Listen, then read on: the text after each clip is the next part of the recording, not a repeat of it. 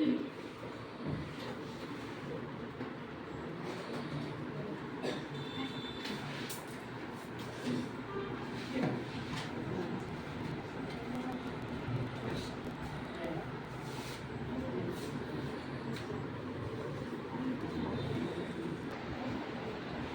বুঝছো বলো? -2x সবাই ধরো, কাতে ধরো। -2x -4y -6z minus first bracket 8x -10y plus 12z। ঠিক আছে, দ্বারাটা হচ্ছে ওইটা। তাহলে আমরা আগে ব্র্যাকেটের কাজ করব। আগে কিসের কাজ করব? ব্র্যাকেটের কাজ করব। আগে আমরা কিসের কাজ করব? ব্র্যাকেটের কাজ। তাহলে ব্র্যাকেট কোনটা? প্রথম ব্র্যাকেট আমরা কাজ করে দেখো। প্লাসে মাইনাসে কি?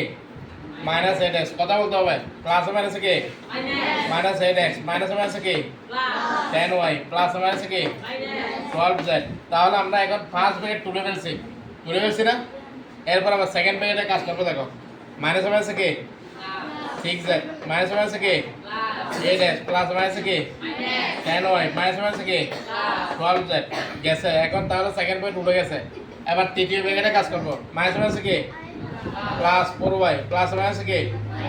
6z। প্লাসে মাইনাসে কি? 8x। মাইনাসে মাইনাসে কি? 10y। প্লাসে মাইনাসে কি?